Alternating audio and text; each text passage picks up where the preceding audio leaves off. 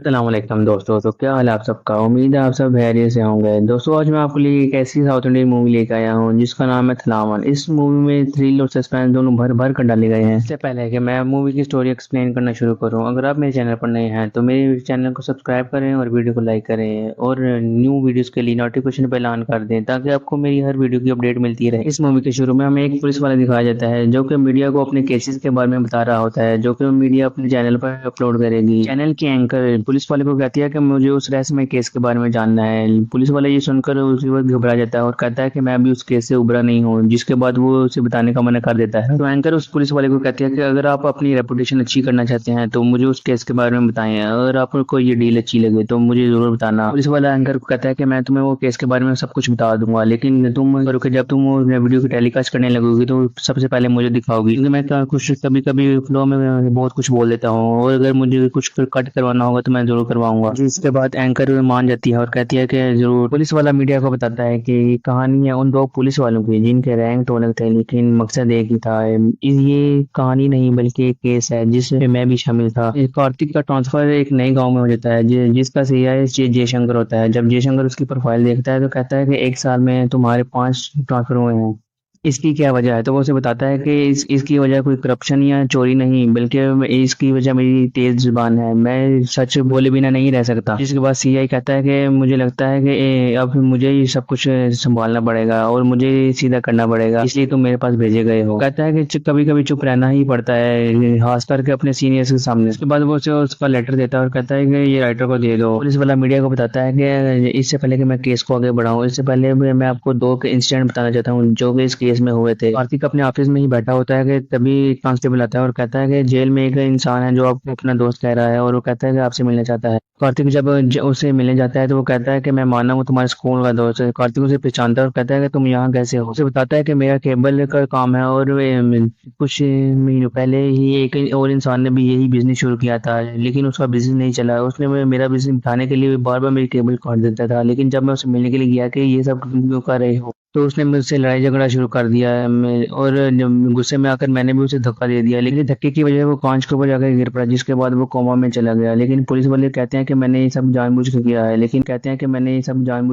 लेकिन मेरे से ये गलती से हुआ है, लेकिन पुलिस वाले नहीं मान रहे। कार्तिक को कहता है कि 2 दिन के बाद मेरी शादी है, अगर मैं बाहर नहीं गया तो मेरी शादी टूट जाएगी जिसके बाद वो दोबारा नहीं हो पाएगी। तुम मुझे 2-3 दिन के लिए छोड़ दो, मैं दोबारा सरेंडर कर दूंगा। तो कार्तिक उसकी बात पर यकीन कर लेता है और उसे 2-3 दिन के लिए छोड़ देता है। दूसरी तरफ सीआई पुलिस स्टेशन में आता है और कांस्टेबल को कहता है कि उस होनी को लेकर जिसने ऑन करने की कोशिश की थी, लेकिन जब वो उसे बताता है कि कार्तिक ने उसे छोड़ दिया तो वो गुस्से में आ जाता है और कार्तिक के पास जाता है और कहता है कि तुम कौन होते हो उसे छोड़ने वाले, मैंने उसे गिरफ्तार किया था। कार्तिक उसे कहता है कि वो बेगुनाह है और वो सब उसे गलती से होता, लेकिन फिर भी मैंने उसे सिर्फ 2-3 दिन के लिए छोड़ा है, वो खुद ही सरेंडर कर देगा शादी के बाद। लेकिन इस बात पर उन दोनों के बीच झगड़ा शुरू हो जाता है और दोनों ही एक दूसरे के हाथापाई पर आ जाते हैं। कार्तिक को कांस्टेबल जो है छुड़ा लेते हैं। उसे कहता है कि तुमने उसे छोड़ा है लेकिन अब फिर से मैं उसे गिरफ्तार करूंगा और उसे जेल के पीछे डाल दूंगा। या उसे दोबारा से गिरफ्तार कर लेता है और इस तरह दोनों के बीच एक नींव कायम हो जाती है। पुलिस वाला मीडिया को बताता है कि ये एक पहला इंसिडेंट था और दूसरा इंसिडेंट ये था कि एक सीरियल किलर ने सीआई की बीवी को मारने की कोशिश की थी, लेकिन जब उसे पुलिस ने पकड़ा और उसे पूछा कि तुमने सीआई की बीवी को क्यों मारा था, उसने बताया कि ये मेरी गलती से हुआ था, मुझे किसी और का खून करना था, लेकिन गलती से इनकी बीवी बीच में आ गई और इन पर हमला हो गया। तो सीरियल किलर की बीवी सीआई से मिलने आती है और उसे छोड़ने के लिए कहती है और कहती है कि आपको जितना पैसा चाहिए मैं आपको दूंगी, लेकिन मेरे पति को छोड़ दें। लेकिन वो सीआई नहीं मानता और उसे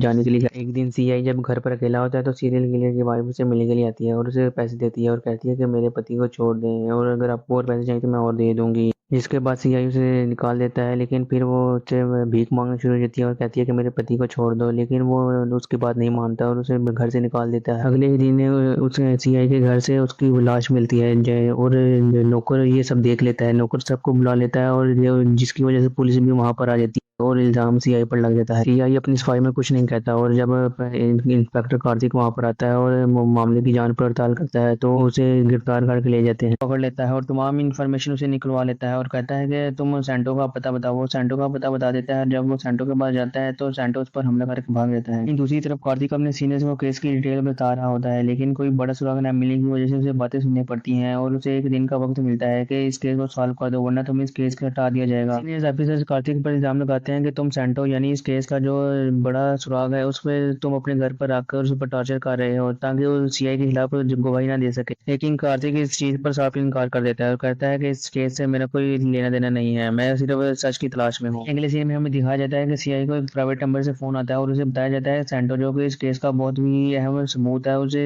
कार्तिक ने अपने घर में छुपा कर रखा हुआ है और उसे टॉर्चर कर रहा है ताकि आपके खिलाफ गवाही दे पाए और इसे पकड़ने के लिए कहता है। लेकिन सीआई को उस पर यकीन नहीं आता और वहीं कार्तिक के घर वही ऑटो रिक्शा है जिस पर उस लड़की को लेकर जाया गया था और उसकी और सेंटो की लाश छोड़ दी जाती है। जब सीआई वहां पर पहुंचा है तो कार्तिक और उसके दरमियान लड़ाई हो जाती है क्योंकि वो जो सब देख लेते हैं। कार्तिक जयप्रकाश कहता है कि ये सब तुमने किया है और उसे मारने के बाद मेरे घर पर छोड़ आए हो ताकि मुझ पर इल्जाम लगा सको। दूसरी तरफ सीआई उसे बताने की कोशिश करता है कि ये सब मैंने नहीं बल्कि किसी और की साजिश है, लेकिन कार्तिक उसकी नहीं सुनता और वहां पर लड़ाई शुरू कर देता है। सीआई उसे बहुत ही मुश्किल से काबू करता है। सीआई उसे कहता है कि हमें फंसाने की कोशिश की जा रही है, जिसके बाद कार्तिक शांत हो जाता है और सीआई उसे लेकर वहां से चला जाता है। दोनों अपने केस के इन्वेस्टिगेशन करने की कोशिश करते हैं। कार्तिक अपने हमरी से राब्ता करता है लेकिन उसका फोन स्विच ऑफ दिखाता है। वो उसे ढूंढने की कोशिश करता है लेकिन तभी उन्हें पता चलता है कि रिटायर्ड इंस्पेक्टर का बेटा मर चुका है जो उस केस में शामिल होता है। वहां जाकर मौत की वजह पूछते हैं लेकिन वो कहता है कि मैं नहीं जानता क्योंकि वो आउट ऑफ कंट्री था, जिसके बाद वो वहां से चले जाते हैं। डिपार्टमेंट में फोन करता है और अपने हबरी की लोकेशन पता करता है और जब उसे पता चलता है कि उसकी लास्ट लोकेशन है पासपोर्ट ऑफिस, दोनों ही पासपोर्ट ऑफिस चले जाते हैं और वहां पर अपने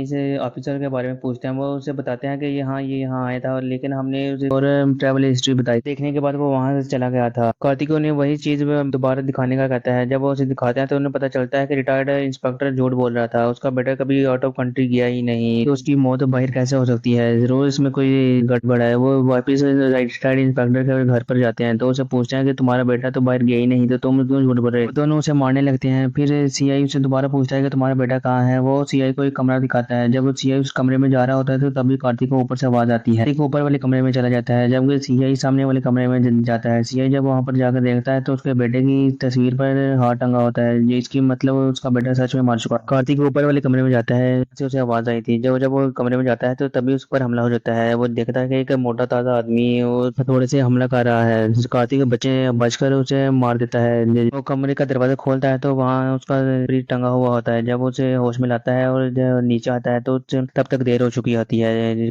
दूसरे कमरे का दरवाजा बंद होता है और सीआई अंदर फंसा हुआ होता है। रिटायर्ड इंस्पेक्टर सीआई को कहता है कि तुम्हें वो केस तो याद होगा जिसमें तुमने मेरे बेटे को अरेस्ट किया था, लेकिन तुमने अरेस्ट करने के बाद उसे मेरे ही हाथों पिटवाया था। उसके बाद मेरा बेटा डिप्रेशन में चला गया था और मुझसे उसने एक बात नहीं की। उसी डिप्रेशन में आकर उसने आत्महत्या कर ली। उसी वक्त मैंने ये ठान लिया था कि मैं तुमसे बदला जरूर लूंगा और इसके बाद मैं भी मर जाऊंगा और तुम में हमेशा के लिए फंस जाओगे और जेल में सड़ोगे। ये प्रकाश उसे खुदकुशी करने का कहता है कर लो अगर तुम्हें इतनी हिम्मत है, लेकिन वो खुदकुशी नहीं करता और वो पिस्टल फेंक कर सीआई को मारता है लेकिन से उसे बच जाता है। दोनों में लड़ाई होना शुरू हो जाती है। कभी सीआई इंस्पेक्टर को मारता है और कभी इंस्पेक्टर सीआई को मारता है। अचानक ही वो सीआई को पीछे धक्का दे देता है और एक फंदा डालकर खिड़की पे बांध देता है और उसे दबाने लगता है। दूसरी तरफ कार्तिक वहां पर आ जाता है और दरवाजा तोड़कर कमरे में आ जाता है। सीआई को बचा लेता है और इंस्पेक्टर को मारने लगता है और कहता है कि मैं तुम्हें ज्यादा नहीं मारूंगा तुम वरना तुम मार जाओ। उसे दबोच कर वो पुलिस को कॉल कर देते हैं। पुलिस आकर उसके बेटे की लाश को निकाल लेती है जो कि उस टाइम घर में ही दफनाई हुई थी। वो दोनों ही इस केस से बच जाते हैं और अपनी ड्यूटी पर वापस आ जाते हैं। हमें आखिर में दिखाया जाता है कि वो डीवाईएसपी जो कि ये केस बता रहा था जब ये एपिसोड टेलीकास्ट होती है और वो उसमें बताता है कि इस केस में और भी बहुत सारे राज थे जो कि हमें अभी नहीं पता चले थे लेकिन बाद में पता चले थे। इस केस के बाद हमें डीवाईएसपी की लाश उसके के घर में मिलती है जो कि ये खुद में ही एक राज होता है और वो उस केस को दबाने के लिए ही उसे मारते हैं। यहाँ पर फिल्म खत्म हो जाती है। अगर आपको ये वीडियो अच्छी लगी तो मेरे चैनल को सब्सक्राइब और वीडियो को लाइक करना ना भूलना।